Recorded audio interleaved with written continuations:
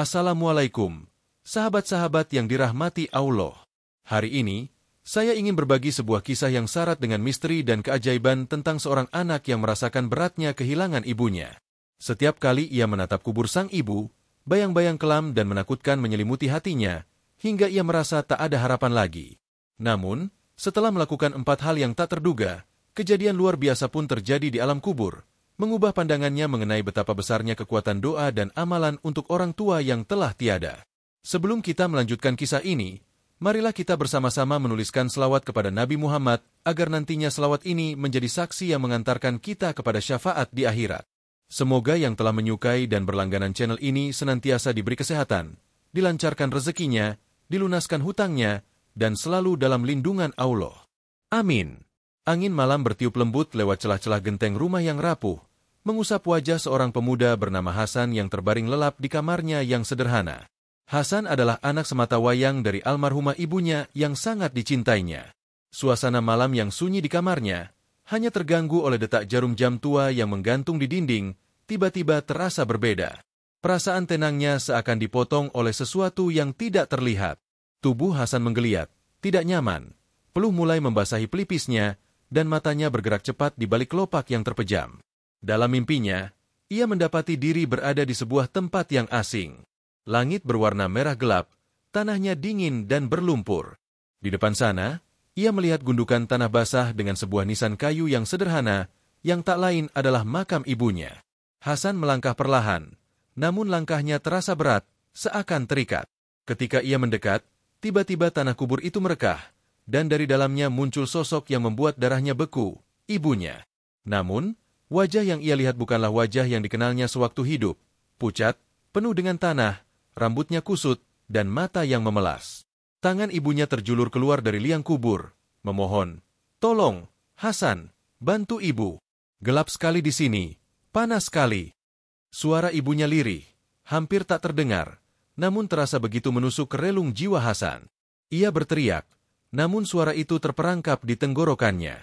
Ia ingin lari, tetapi tubuhnya membeku, hanya bisa berdiri menatap ibunya yang terus meratap dari dalam kubur.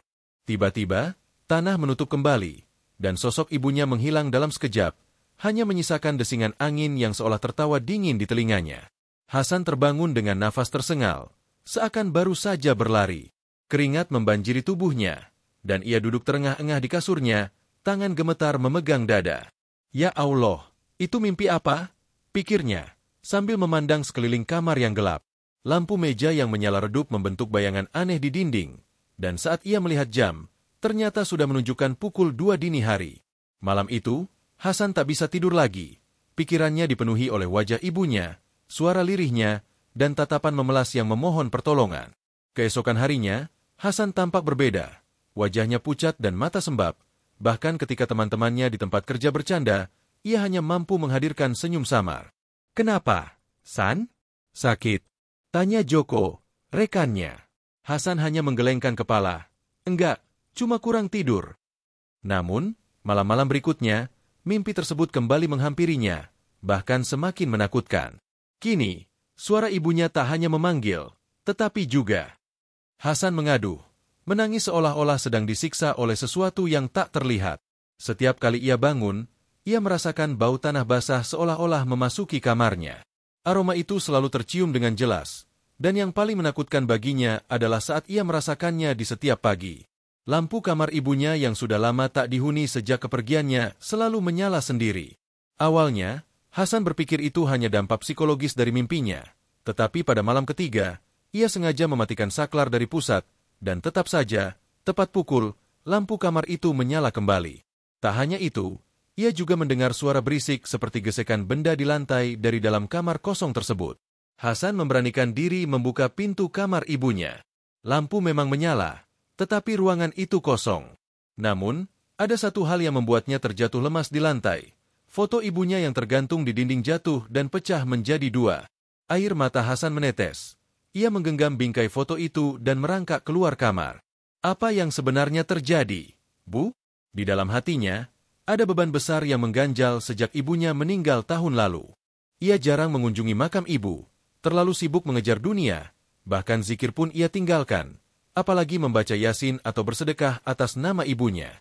Ia merasa cukup dengan tangisan dan kesedihan yang ia simpan dalam diam. Tetapi apakah itu cukup? Hari itu juga, setelah pulang kerja, Hasan memutuskan untuk pergi ke makam sang ibu. Dengan langkah berat, ia membawa sebotol air mawar dan bunga tabur yang ia letakkan di depan pusara yang sunyi. Ia duduk lama. Angin sore mengusap wajahnya dengan lembut, dan tanah kuburan masih basah karena hujan semalam. Ia menatap nisan itu lalu menangis sejadi-jadinya. "Bu, maafkan Hasan. Hasan belum jadi anak yang baik. Hasan belum banyak berdoa untuk ibu. Hasan hanya bisa menangis tiap malam, dan belum bisa jadi penerang buat ibu." Hasan terisak, dadanya terasa sesak. Ia tak tahu harus mulai dari mana. Tetapi yang ia tahu adalah ia tak mau ibunya terus berada di tempat yang gelap dan menakutkan. Sebelum pulang, ia menyempatkan diri mampir ke sebuah musala kecil di ujung gang. Di sana, duduk seorang ulama tua yang dikenal sebagai orang alim dengan lembut tutur katanya. Hasan merasa ragu, tetapi ia tahu hanya orang seperti itulah yang bisa menjawab pertanyaannya. "Pak Ustaz, bolehkah saya bertanya?" Ulama itu tersenyum. "Silakan, nak. Duduk dulu," jawabnya. Dengan suara terbata, Hasan menceritakan semua mimpi dan kejadian aneh yang ia alami tanpa menyimpan apapun. Setelah selesai, sang ustaz terdiam sejenak, lalu menatap Hasan dengan penuh pengertian. "Hasan," ucapnya lembut, "kubur ibumu gelap karena belum ada penerang dari anaknya. Anak yang saleh bukan hanya yang menangis di atas pusara, tetapi juga yang mendoakan, memohonkan ampun, dan melakukan amal jariah untuk orang tua yang sudah wafat." Kalimat itu seperti tamparan bagi Hasan. Allah masih sayang kamu, Hasan, karena kamu masih diberi mimpi untuk sadar. Banyak di luar sana yang tidak mendapat kesempatan seperti itu. Air mata Hasan kembali mengalir. Ia menggenggam tangan sang ustaz erat-erat. "Apa yang harus saya lakukan, Pak Ustaz?" tanyanya penuh harap. Ustaz itu tersenyum. "Ada 4 hal yang bisa jadi penerang kubur orang tua. Doa dan istighfar setiap salat, sedekah atas namanya, ziarah, dan bacaan surah Yasin. Yang terakhir, istiqomah." Hasan mengangguk pelan. Dalam hatinya ia bersumpah akan memulai semuanya malam ini juga. Namun, ia belum tahu bahwa perubahan itu akan membawanya pada mimpi paling menggetarkan yang akan mengubah hidupnya selamanya. Malam kembali datang. Malam yang dingin menyelimuti langit. Suasana beku hingga menembus rasa di dalam kamar sempit itu. Hasan duduk bersila menghadap kiblat. Di hadapannya terhampar sajadah tua milik ibunya. Baru saja ia menyelesaikan salat Isya, dan di atas meja kecil tergeletak Al-Quran yang terbuka pada halaman surah Yasin. Hasan menarik napas dalam-dalam, meraih mushaf dengan tangan yang bergetar, lalu mulai membaca dengan perlahan. Suaranya lirih dan terputus-putus, namun penuh kesungguhan. Malam itu, ia dengan khusyuk membacakan surah Yasin. Pertama kalinya sejak ibunya berpulang, suaranya melanggar keheningan, hanya ditemani oleh detak jarum jam yang terdengar lambat dan berat. Entah mengapa, setiap ayat yang ia lafalkan terasa menyayat hati ketika sampai pada ayat Salamun. Air matanya tak kuasa tertahan. Ia berhenti sejenak, menutupi wajahnya dengan kedua telapak tangan, lalu menangis. Hasan ingin menjadi penerang bagi ibunya. Meskipun Hasan terlambat sadar setelah menyelesaikan bacaannya, ia tetap duduk dengan memejamkan mata, melafalkan zikir dan istighfar sebanyak mungkin. Malam itu, ia tidak langsung tidur. Ia menyalakan lampu kecil di sudut kamar dan menuliskan rencana di selembar kertas. Ia menuliskan 1 surah Yasin setiap malam, 2 doa dan istighfar setiap salat, serta 3 sedekah untuk ibu. Ia berencana melakukan ziarah setiap Jumat.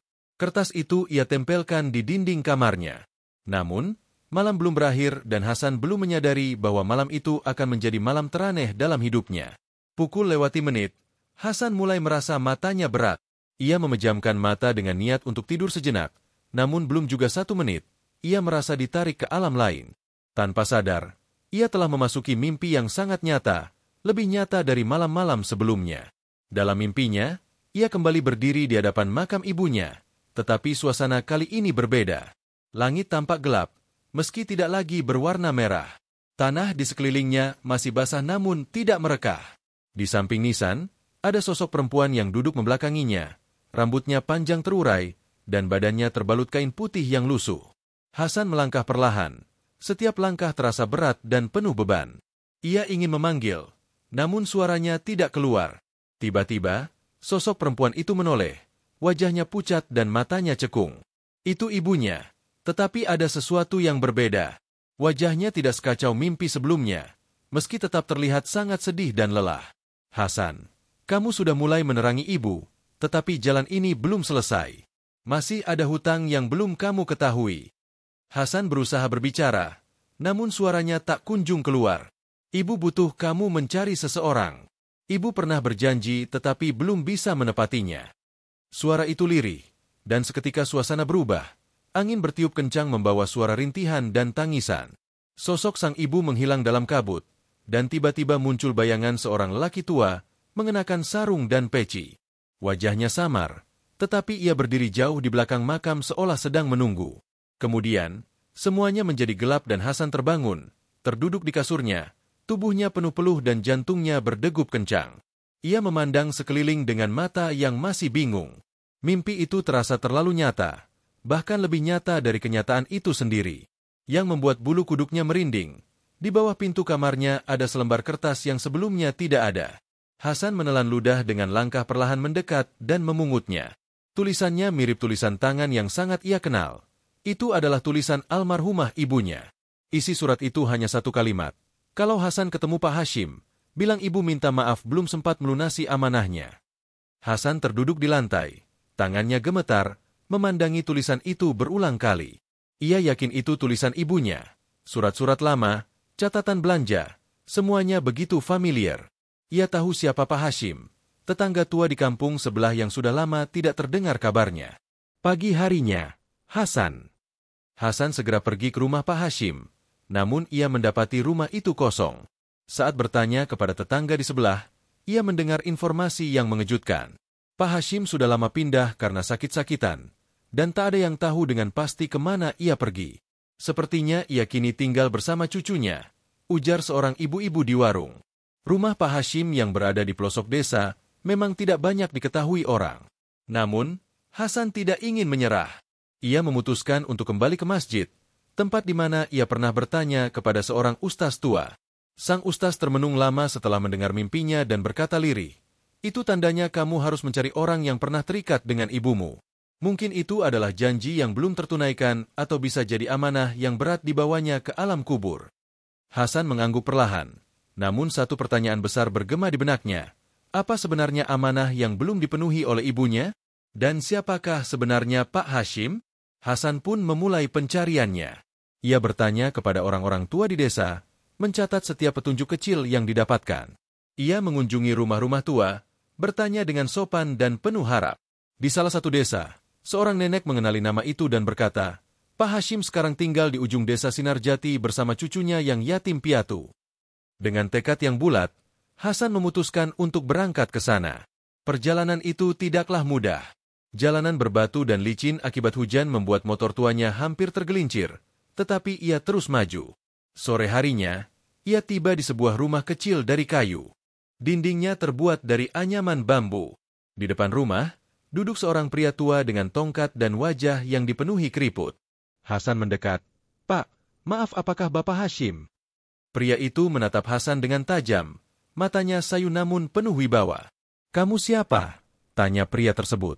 Hasan menggenggam kertas tulisan ibunya dengan tangan gemetar dan menyerahkannya. "Saya Hasan, anak Bu Maryam." Mata Pak Hashim membelalak saat menerima kertas itu dan menatapnya lama. Tangannya bergetar. Kemudian ia menatap Hasan dan berkata, "Bu Maryam, ya Allah, anaknya datang juga akhirnya." Saat itu, air mata Pak Hashim mengalir deras. Ia mencengkeram bahu Hasan dan berkata, "Kamu harus mendengar cerita ini, Nak, karena ibumu menyimpan rahasia besar yang belum kamu ketahui." Hasan terpaku, hatinya berdegup kencang. Kalimat itu adalah pintu awal menuju kejutan besar tentang ibunya, sebuah rahasia yang bisa saja mengubah seluruh hidupnya. Hujan gerimis mulai turun saat Hasan dan Pak Hashim duduk di beranda rumah bambu itu. Suara rintik air yang jatuh di atas daun pisang dan atap seng menambah melankolis suasana hati mereka. Hasan menunduk, menanti cerita yang akan diungkapkan oleh Pak Hashim. Sementara itu, pria tua itu memegang erat kertas tulisan tangan ibunya, seolah enggan melepaskannya. Pak Hashim menghela napas panjang. Suaranya berat seperti menahan luka lama yang ingin diceritakannya setelah bertahun-tahun terkubur. "Hasan, kamu tahu nggak, Dulunya ibumu pernah jadi penyelamat hidupku. Hasan menggeleng pelan. Ia memang tahu ibunya adalah sosok yang baik hati dan lembut, tetapi cerita bahwa ibunya pernah menyelamatkan hidup seseorang belum pernah ia dengar sebelumnya. Pak Hashim menatap langit yang mulai gelap. Tahun lalu, aku terjerat utang karena ditipu orang, hampir kehilangan rumah ini. Ibumu datang tanpa aku minta dan membantuku melunasi utang itu. Tapi ada syaratnya. Hasan menelan ludah, memperhatikan dengan seksama. Ibumu bilang, Pak Hashim, kalau saya meninggal duluan, tolong bimbing anak saya. Jika dia tersesat, tunjukkan jalannya kembali ke Allah. Hasan terbelalak, hatinya serasa ditusuk. Tapi waktu itu aku tidak paham mengapa dia berkata begitu. Kamu masih kecil saat itu. Ibumu memiliki firasat bahwa kamu akan tumbuh menjadi orang baik, namun akan terombang-ambing jika dia tidak ada. Pak Hashim menatap Hasan dengan mata berkaca-kaca. Sebelum dia meninggal, beliau pernah datang ke rumahku, tetapi aku sudah lumpuh waktu itu. Pak Hashim berdiri perlahan dengan bantuan tongkatnya. Ia masuk ke dalam rumah dan kembali tidak lama kemudian, membawa sebuah kotak kayu kecil yang terkunci dengan gembok. Sebelum itu, ia menitipkan sebuah benda sambil berkata, jika Hasan datang, tolong berikan ini kepadanya. Jangan buka isinya, itu untuk dia sendiri. Kunci tua itu sudah disimpan oleh ibunya, tetapi ia pernah berkata, jika kamu benar-benar datang, gemboknya akan terbuka sendiri. Dengan gemetar, Hasan menerima kotak tersebut, merasakan kayu tua yang berdebu di tangannya. Ia mencoba menarik gembok, dan tiba-tiba, dengan suara klik, gembok itu terbuka, seolah memang menunggu saat yang tepat untuk dibuka oleh tangannya. Di dalam kotak itu, terdapat beberapa benda, sebuah tasbih dari kayu cendana yang telah menghitam karena sering digunakan, sepucuk surat bertulisan tangan ibunya yang rapi, dan sebuah buku lusuh dengan judul yang memudar, Amalan-amalan Penyelamat di Alam Kubur. Hasan membuka surat itu dan merasakan kehangatan dari tulisan ibunya, seperti pelukan yang sudah lama ia rindukan. Hasan, sayang, tulis ibunya, ibu menulis surat ini karena ibu tahu suatu saat kamu akan mencari jawaban. Ibu tidak sempurna. Dulu ibu pernah salah dan menyembunyikan hal besar dari keluarga kita. Namun, ibu hanya ingin kamu kembali ke jalan Allah. Tasbih ini dan buku itu semuanya pernah menyelamatkan ibu dari kegelapan jiwa. Ibu, bacalah surah Al-Mulk setiap malam. Bacalah Hasbunallah wa ni'mal wakil setelah salat. Dan jangan lupa doakan ibu, karena kubur ibu masih gelap sampai kamu tunaikan semuanya. Ibu mencintaimu. Ibumu, Maryam. Surat itu jatuh dari tangan Hasan. Tak mampu ia menahan tangis. Air matanya mengalir deras, bercampur dengan rintik hujan yang semakin lebat. Hasan kemudian menatap Pak Hashim. Pak, kenapa ibu bilang kuburnya masih gelap? Pak Hashim menggeleng pelan. Kadang-kadang, ketika seseorang meninggal dengan beban janji, amanah, atau dosa yang belum terbayar, kuburnya menjadi tempat yang tidak nyaman. Hanya amal anaknya yang bisa menolong. Doamu, amalmu, dan ketaatanmu, Hasan. Itu yang bisa menjadi penerangnya. Malam itu, Hasan menginap di rumah Pak Hashim. Mereka mengobrol panjang, dan dari percakapan itu, Hasan mengetahui satu kenyataan yang menghantam hatinya.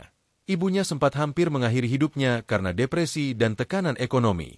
Namun, ia bertahan demi Hasan. Ia menjual semua hartanya untuk menyekolahkan anaknya, dengan harapan Hasan menjadi orang yang dekat dengan Allah. Namun, takdir berkata lain. Setelah ibunya meninggal, Hasan justru menjauh dari agama, meninggalkan salat, dan sibuk mengejar dunia. Keesokan paginya, Hasan memutuskan untuk kembali ke rumah, membawa semua barang yang diberikan oleh Pak Hashim, tasbih, buku, dan surat ibunya. Namun, malam itu, ia mengalami hal yang lebih mengejutkan saat pulang.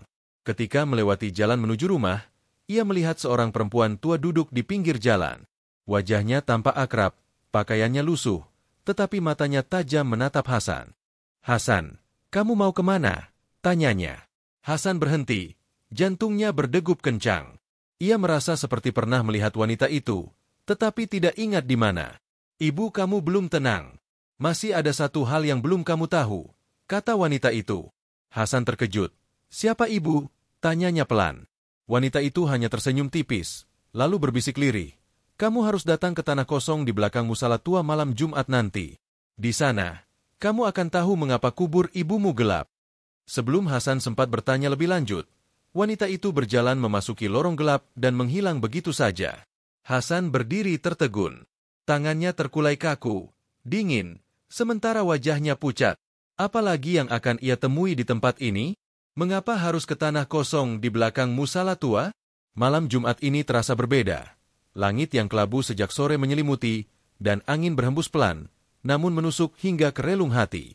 Hasan mengenakan jaket tebal dan membawa senter kecil saat ia melangkah menuju lokasi yang disebut-sebut oleh wanita misterius. Malam itu, ia menapaki tanah kosong di belakang musala tua yang sudah lama ditinggalkan, dengan langkah yang terasa berat.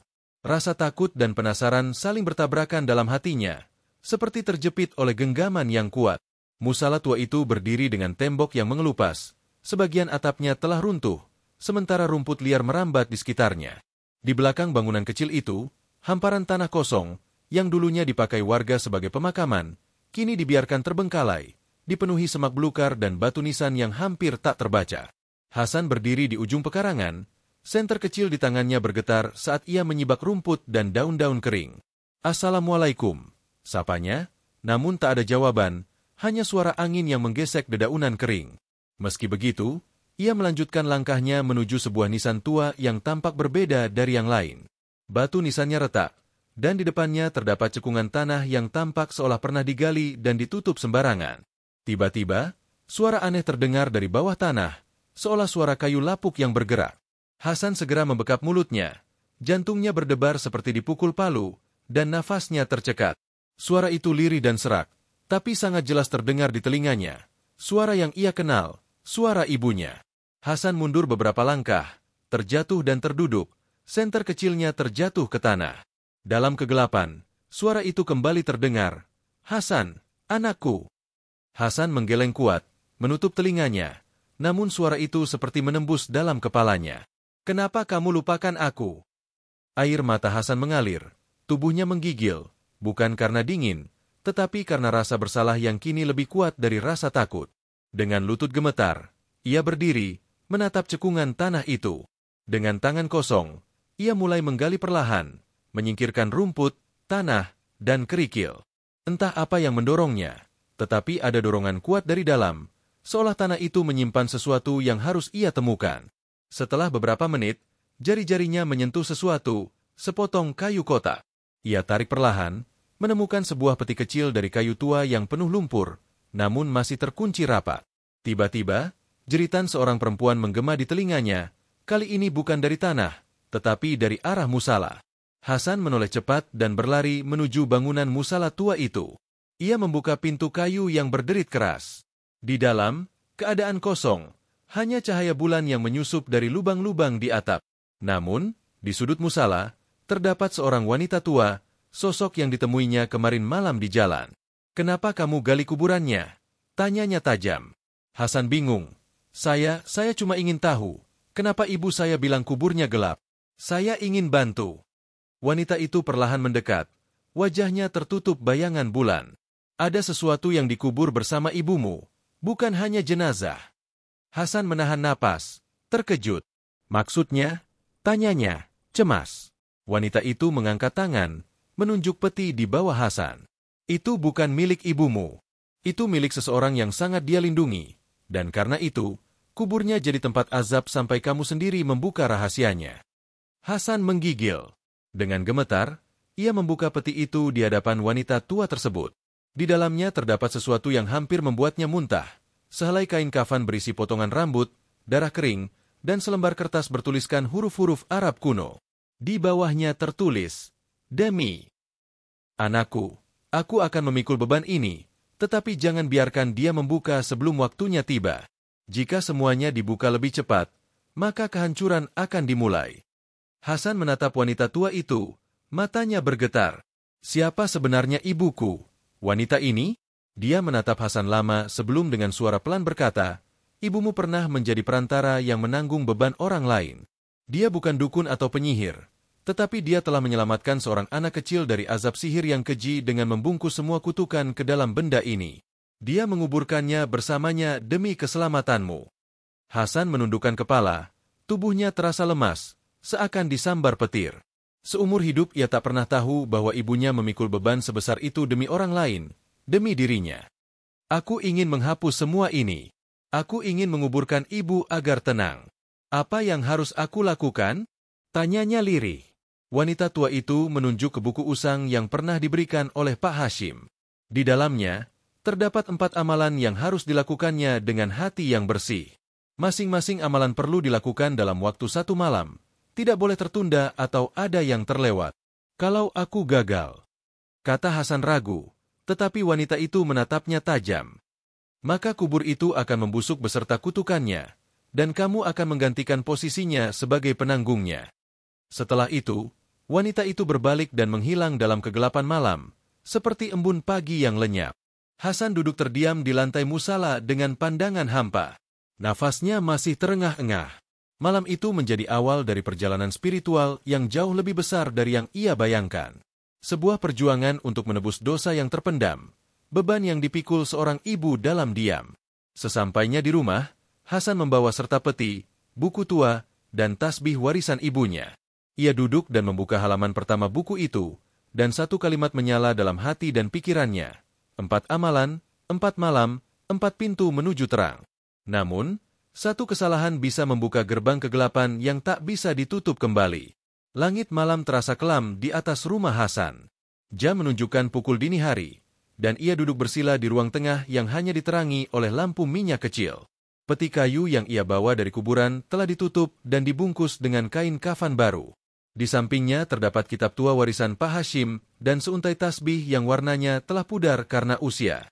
Di halaman pertama kitab tersebut tertulis, dengan tinta yang hampir pudar, bahwa amalan pertama untuk membebaskan ruh dari azab adalah dengan membaca surah Al-Mulk selepas Isya hingga menjelang subuh tanpa putus, dalam keadaan suci, penuh keyakinan dan khusyuk. Jangan berkata-kata kecuali dalam zikir, dan jangan ada suara lain selain kalam Allah. Jika berhasil, engkau akan melihat gerbang cahaya. Jika gagal, maka engkau akan mendengar jeritan dari dalam tanah. Hasan menelan ludah, tangannya bergetar bukan hanya karena ketakutan, tetapi karena tanggung jawab yang kini menggelayuti pundaknya. Ini bukan lagi soal ibunya. Ini tentang sebuah warisan spiritual yang diam-diam ia terima dan kini menuntut untuk diselesaikan. Ia mengambil wudu dengan air dingin dari ember, membuat tubuhnya menggigil, tetapi ia tak peduli. Pikirannya terfokus hanya pada ibunya, wajahnya dan tangan keriput yang dulu menemani saat ia sakit.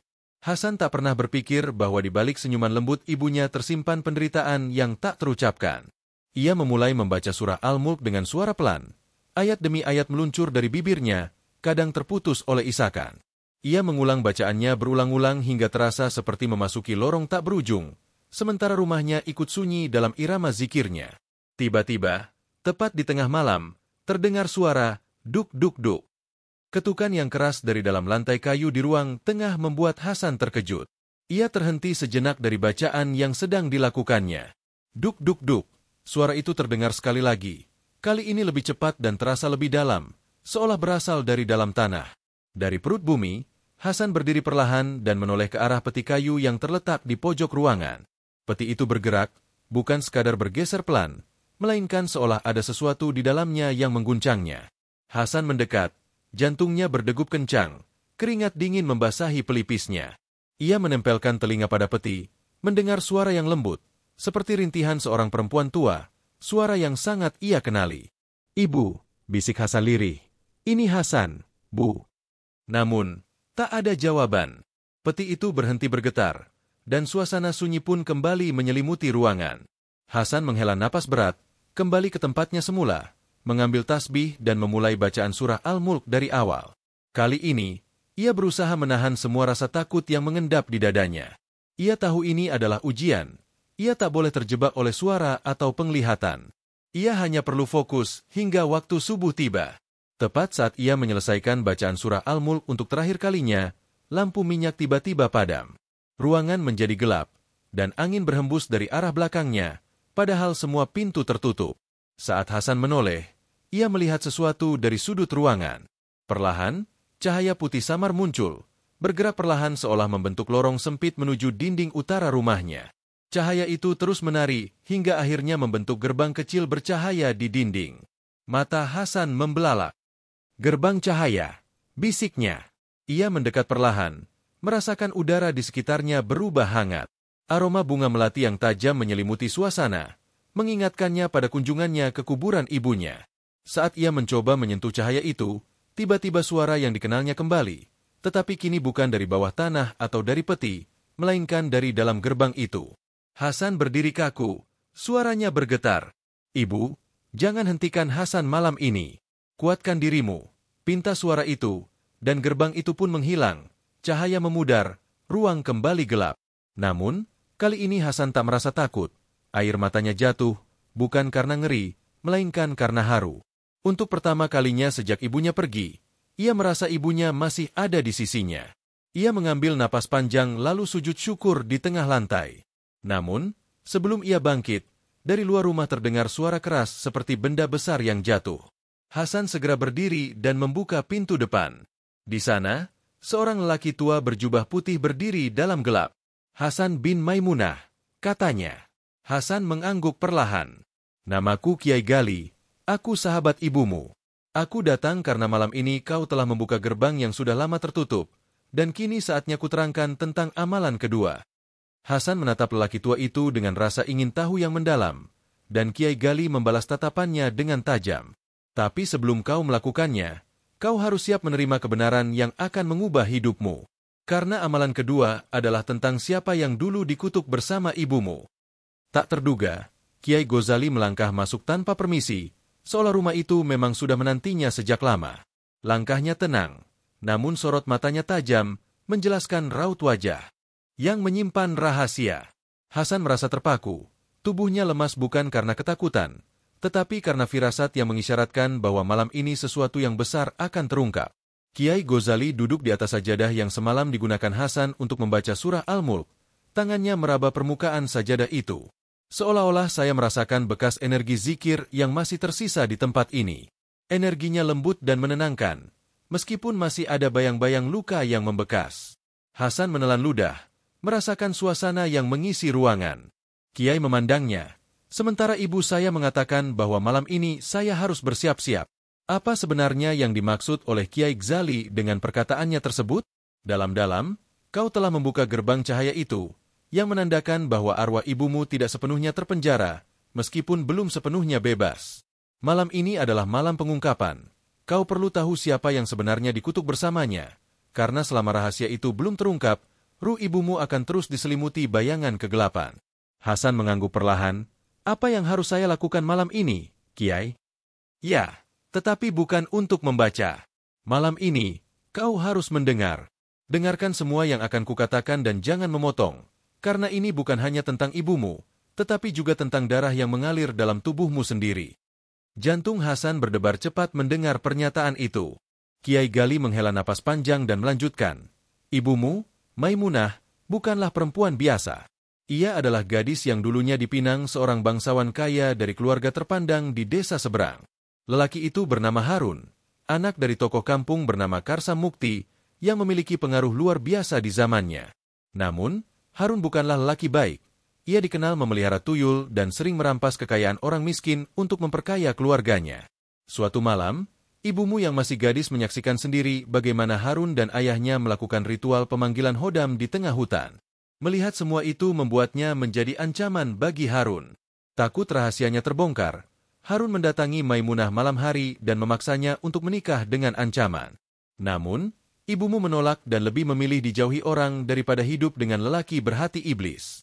Kiai Gali berhenti sejenak, tatapannya tampak berat. Harun tidak tinggal diam. Ia menyebar fitnah bahwa ibumu berselingkuh dengan lelaki desa dan mengandung di luar nikah. Semua itu adalah kebohongan. Tetapi karena Harun dan ayahnya memiliki kekuasaan, semua orang mempercayainya. Ibumu diarak, diludahi, dan dilempari batu hingga dikucilkan. Bahkan nenek dan kakekmu pun tidak berani membela. Namun, yang orang tidak tahu adalah bahwa malam setelah pengusiran tersebut, ibumu membaca surah Al-Ikhlas di tengah hujan yang deras, tanpa makan atau minum, dalam keadaan hamil. Hasan menahan napasnya. "Saya lahir dari peristiwa itu?" Kiai Gali mengangguk pelan. "Kau adalah anak yang lahir dari rahim perempuan yang dizalimi. Tahukah kau, bayi yang lahir dari rahim perempuan yang dizalimi, jika dia bertawakal, kelak ia akan menjadi tameng dari azab dan membawa keadilan turun dari langit." Hasan memejamkan mata, berusaha menahan air mata yang hampir tumpah. Seluruh kisah ibunya ternyata bukan sekadar dongeng, melainkan penggalan sejarah pilu yang selama ini ia kubur dalam-dalam karena rasa malu. Lalu, siapa yang dikutuk bersama ibu? Tanya Hasan perlahan. Kiai Gali menunduk, merogoh jubahnya dan mengeluarkan selembar kertas tua yang telah menguning, dengan tulisan Arab gundul dan simbol-simbol aneh. Ini adalah salinan kitab Al-Fatruz Zalim, kitab pemutus darah pengkhianat. Ibumu membaca kutukan ini pada malam kelahirannya. Ia tidak ingin menyumpahi Harun agar mati, tetapi meminta agar semua keturunan Harun tidak pernah merasakan ketenangan di dunia ini maupun dikubur, kecuali jika salah satu dari mereka meminta maaf langsung padamu. Hasan terbelalak, berarti ada orang lain yang juga menderita seperti ibu sampai sekarang. Kiai Gali mengangguk. Bulan lalu, seorang pemuda datang kepadaku, namanya Ridwan. Ia tidak tahu siapa kau, tetapi selama setahun terakhir kehidupannya, ia selalu dihantui oleh mimpi yang sama tentang seorang perempuan tua yang membisikkan ayat-ayat Al-Ikhlas ke telinganya dengan raut wajah marah. Setiap kali ia berusaha tidur, ia terdengar suara jeritan yang berasal dari dalam tanah. Ridwan Hasan berusaha mengingat nama itu, dan ia merasa ada sesuatu yang penting yang terkubur di benaknya. Cicit Harun, seorang pemuda yang sama sekali tidak mengetahui dosa-dosa yang dilakukan oleh kakek buyutnya, kini merasakan dampak kutukan yang terus berlanjut. Tanpa ada yang menebusnya, kini ia sedang dalam perjalanan ke tempat ini. Dalam mimpinya, ia melihat rumah ini dan wajahmu. Hasan merasa sekujur tubuhnya dingin, terbenam dalam kebingungan tentang apa yang harus dilakukan jika pemuda itu tiba. Kiai Gali menatapnya tajam dan berkata, "Kau tidak boleh marah, kau tidak boleh membenci. Justru, malam ini setelah salat Isya, kalian harus membaca surah Al-Ikhlas secara bergantian sebanyak 7 kali. Jika dia tulus meminta maaf dan kau ikhlas memaafkan, maka kutukan itu akan pecah, dan kubur ibumu akan mulai diterangi cahaya." Hasan menunduk, tubuhnya bergetar, dan dadanya terasa sesak. Ia terkejut bahwa ia harus memaafkan darah dari keluarga yang telah menghancurkan hidup ibunya. Namun, di saat bersamaan, ia menyadari bahwa ini adalah bagian dari ujian yang harus ia jalani. Malam semakin gelap, dan dari kejauhan terdengar suara sepeda motor yang berhenti di depan rumah. Suara langkah kaki mendekat dengan nuansa gugup dan berat. Lalu ada ketukan lembut di pintu. Hasan dan Kiai Gali saling bertukar pandang. Hasan berdiri dan melangkah menuju pintu, membukanya perlahan. Di depan pintu, seorang pemuda berdiri. Wajahnya pucat, matanya sayu dan memerah. "Apakah ini rumah Bu Maimunah?" tanyanya pelan. Hasan menatapnya tajam namun tidak menjawab.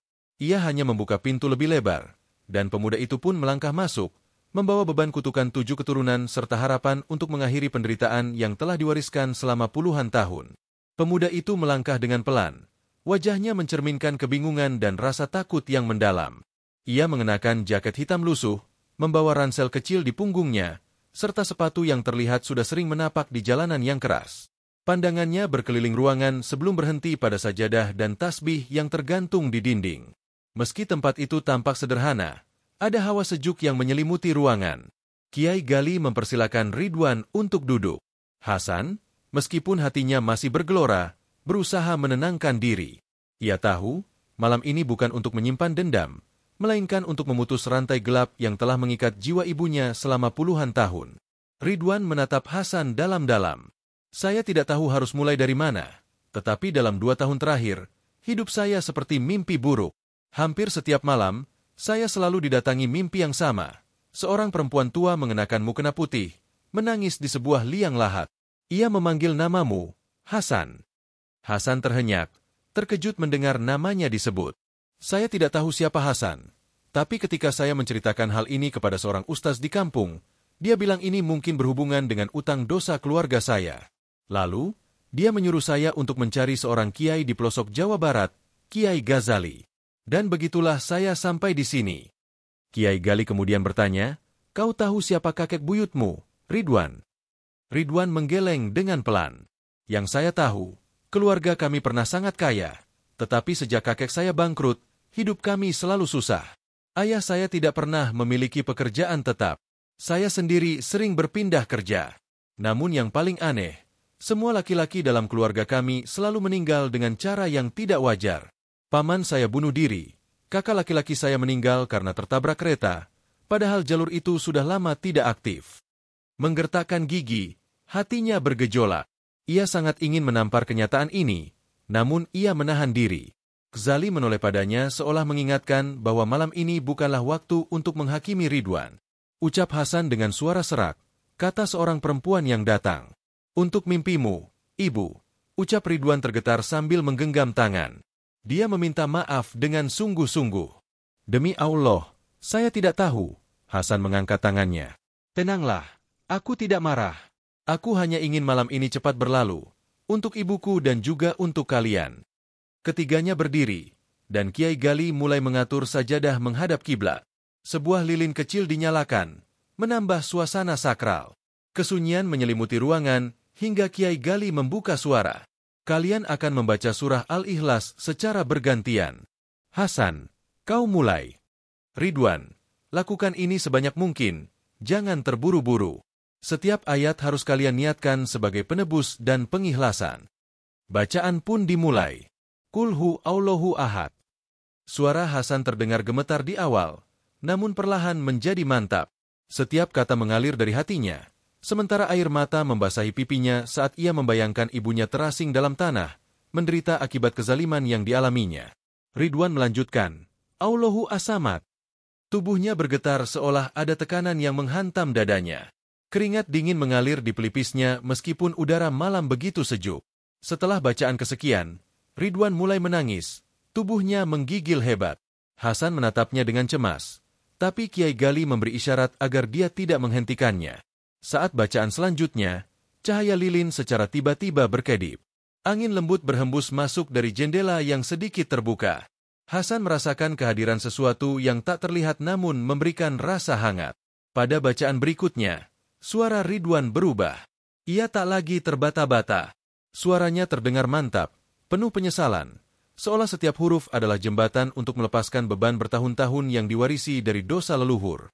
Suasana ruangan menjadi hening, bahkan suara jangkrik pun tak lagi terdengar. Ketika Hasan melantunkan bacaan, Walam yakul lahu kufuwan ahad, tiba-tiba lilin padam, angin besar menyapu ruangan. Namun, anehnya, tidak ada yang panik. Justru setelah itu, semua terasa sangat tenang, seolah dunia menahan napas. Kiai Ghali berdiri. Kutukan telah terangkat malam ini, sebab seorang anak telah mengikhlaskan dan seorang keturunan telah meminta maaf. Tiba-tiba terdengar suara tangisan, tetapi bukan dari mereka. Suara isak pelan berasal dari sudut ruangan tempat sebuah foto tua tergantung. Hasan dan Ridwan menoleh serempak, dan sekelebat bayangan putih melintas begitu cepat sebelum menghilang ke arah jendela. Hasan segera berlari keluar. Langit malam bersih, bulan terang menyinari depan rumahnya, angin sepa-sepa menerpa wajahnya. Namun, yang paling membuat Hasan terpana adalah cahaya kecil berwarna putih yang menyilaukan di atas pohon besar tepat di depan rumah. Cahaya itu perlahan bergerak turun, menyentuh tanah, lalu lenyap. Hasan menutup mulutnya dengan tangan. Tangisnya pecah tanpa bisa ditahan lagi. Ibu, ibu sudah bebas. Untuk pertama kalinya sejak setahun lalu, Hasan tidur dengan damai. Tak ada mimpi buruk, tak ada jeritan, tak ada isak tangis dari tanah. Sementara itu, Ridwan pulang ke desanya keesokan harinya. Sebelum pergi, ia mencium tangan Hasan dan bersumpah akan memulai hidup baru serta memperbaiki nama keluarganya. Namun, cerita belum berakhir. Pada malam berikutnya, ketika Hasan bermimpi, ia tidak melihat ibunya lagi, melainkan seseorang yang lain. Seseorang yang selama ini mengawasi ibunya dari balik alam, kini menatap Hasan dengan mata merah menyala. Hasan terbangun dengan perasaan tidak nyaman. Mimpi yang mengganggu itu kembali datang. Kali ini lebih nyata dan mencekam daripada sebelumnya. Ia duduk di tepi ranjang, mengusap wajahnya dengan telapak tangan, berusaha menghilangkan jejak ketakutan yang tersisa. Aroma tanah masih tercium dari hidungnya, seolah-olah ia baru saja keluar dari alam kubur. Dalam mimpi, Hasan melihat dirinya kembali ke rumah lamanya, yang kini kosong dan terbengkalai. Ia melangkah menuju halaman belakang, tempat di mana ibunya sering berkumpul bersama tetangga. Namun begitu ia memasuki rumah itu, suasana terasa sangat berbeda. Dalam kegelapan, ia melihat seorang lelaki berdiri di tengah ruangan, dengan mata merah menyala yang menatapnya tajam. Hasan merasa darahnya seolah membeku, melihat pria itu mengenakan pakaian yang sangat usang dan kotor, disertai bau busuk yang menyengat. Wajahnya penuh luka dan bercak darah, dan suara bisikan menggema dari dalam tubuhnya, menggetarkan seluruh tulang Hasan. Kenapa kau mengganggu mereka? Suara itu bertanya. Kenapa kau datang?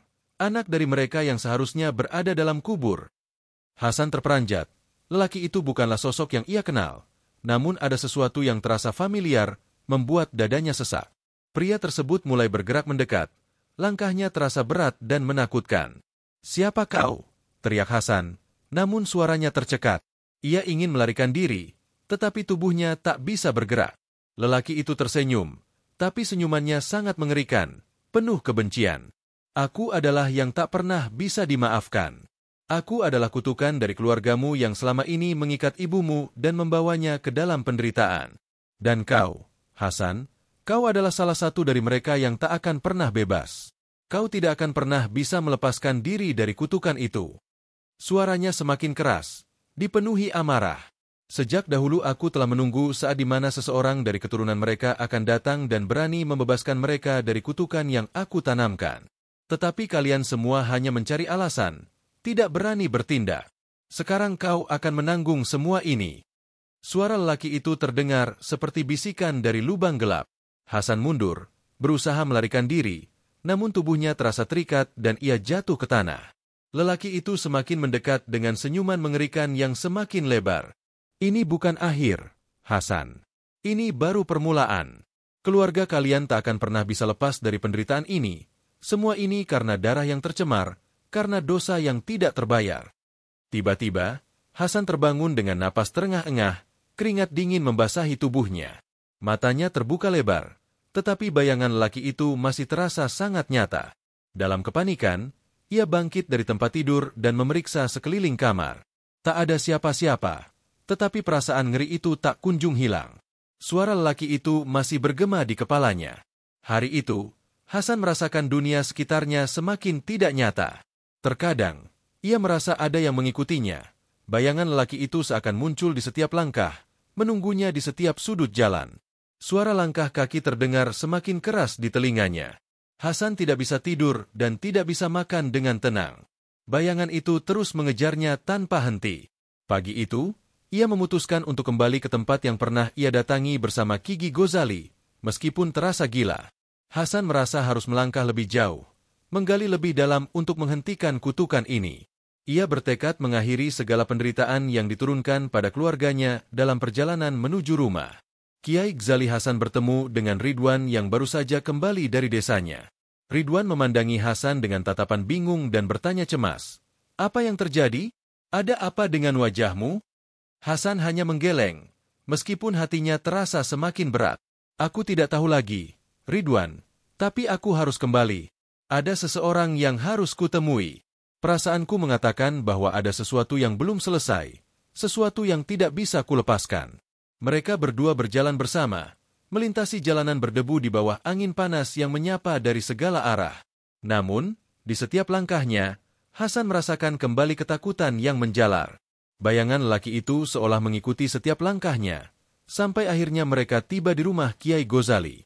Sesampainya di sana, mereka disambut dengan suasana yang sangat berbeda dari sebelumnya. Kiai Ghazali, yang biasanya penuh ketenangan, kini tampak serius.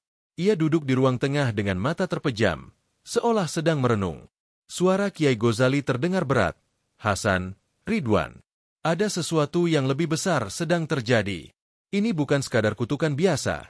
Ini adalah amalan yang sudah terlalu lama tertanam. Jika kita tidak menyelesaikannya sekarang, maka generasi kalian selanjutnya akan terus terikat dalam kegelapan ini. Siapa lelaki itu? Tanya Hasan dengan gemetar. Kiai Ghazali membuka matanya dan menatap Hasan dalam-dalam.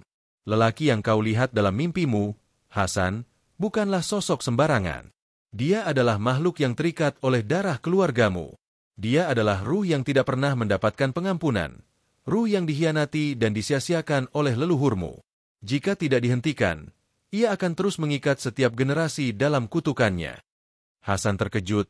Apa yang harus aku lakukan? Kiai Ghazali hanya mengangguk pelan. Ada satu jalan untuk mengakhiri ini, tapi itu akan menguji keyakinanmu lebih dari apapun. Sebelum Kiai Ghazali melanjutkan, suara aneh terdengar dari luar, langkah kaki berat mendekati pintu rumah. Saat pintu terbuka, sosok lelaki itu muncul di depan mereka. Sosok yang selama ini menghantui Hasan, dengan wajah yang lebih mengerikan dari sebelumnya. Tubuhnya dipenuhi darah dan luka-luka. Wajahnya tampak lebih menakutkan dengan mata merah menyala seperti api yang menatap tajam ke arah mereka. Suasana semakin mencekam. Udara sekitar terasa berat dan penuh ketegangan. Kiai Ghazali tidak menunjukkan sedikitpun rasa terkejut. Matanya tetap fokus, sementara tubuh Hasan bergetar hebat. Ridwan, yang berdiri di sampingnya, mulai gelisah, merasakan kehadiran sosok yang tak kasat mata namun sangat nyata itu. Lelaki itu melangkah maju dengan langkah berat, seakan memanfaatkan setiap detik untuk menakuti mereka. Kalian ingin menghentikan kutukan ini? Kalian ingin membebaskan mereka? Tidak ada yang bisa menyelamatkan mereka dari kutukanku. Suara lelaki itu menggema, menembus setiap sudut rumah. Namun, Kiai Ghazali melangkah maju dengan tegas, membuka telapak tangannya. Bismillahirrahmanirrahim. Dengan izin Allah kami akan menyelesaikan semua ini. Keluarga Hasan akan bebas dari kutukanmu, dan kau akan pergi dari sini selamanya. Tiba-tiba, rumah itu mulai bergetar dan udara terasa semakin panas. Hasan merasa ada sesuatu yang bergerak dalam dirinya, seolah ada kekuatan yang bangkit dari dalam jiwanya. Tangan Kiai Ghazali terkepal, dan dalam sekejap, sebuah cahaya terang menyinari ruangan itu, membuat sosok lelaki itu terhenti. Teriakan kesakitan terdengar dari tubuhnya, tetapi ia tetap berdiri tegak. Bacakan ayat-ayat suci, Hasan. Bacakan dengan hati yang ikhlas, penuh doa kepada Allah, perintah Kiai Ghazali. Hasan, yang masih terkejut, segera mengikuti instruksi itu. Dengan suara bergetar, Kiai Ghazali mulai membacakan surah sesuai petunjuknya. Al-Fatihah diikuti dengan surah Yasin. Setiap lafaz yang keluar dari mulutnya terasa seperti aliran kekuatan luar biasa yang mengalir melalui tubuhnya. Dalam sekejap, lelaki itu tampak semakin kesakitan, seolah-olah tubuhnya terbakar oleh cahaya yang semakin terang. "Mengapa aku merasa seperti ini?" teriaknya. Suaranya semakin lemah. Sosoknya mulai menghilang perlahan-lahan dari pandangan, tetapi sebelum benar-benar menghilang, suara itu terdengar lagi. "Kalian telah memenangkannya kali ini, tetapi kutukanku akan terus menghantui mereka dan generasi mendatang." Dengan satu gerakan tangan dari Kiai Ghazali, suasana di ruangan itu kembali tenang. Hasan merasakan seolah beban berat telah terangkat dari pundaknya. Dia tak mengerti apa yang baru saja terjadi, tetapi kedamaian yang luar biasa menyelimuti hatinya. Dalam keheningan itu, rasa syukur yang mendalam kepada Allah muncul dalam dirinya. Hasan memandang Kiai Ghazali, dan Kiai tersebut hanya memberi senyuman bijak. "Sekarang kamu tahu apa yang harus dilakukan. Tak ada yang bisa mengikat kita lebih lama, selain kita sendiri yang membiarkan rasa takut menguasai hati.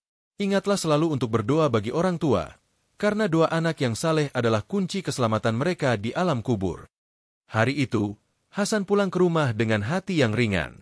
Meskipun masalahnya belum sepenuhnya selesai, dia merasa kuat dan yakin bahwa dengan amalan yang tulus, dia dapat menghadapi segala rintangan. Hasan menyadari bahwa hidup ini tidak hanya tentang materi atau hal-hal duniawi, tetapi tentang amal dan doa yang tulus. Dengan keyakinan tersebut, Hasan akhirnya menemukan kedamaian yang selama ini ia cari. Ia mulai lebih sering berdoa untuk orang tuanya yang telah tiada, mengirimkan doa dan istighfar serta bersedekah atas nama mereka.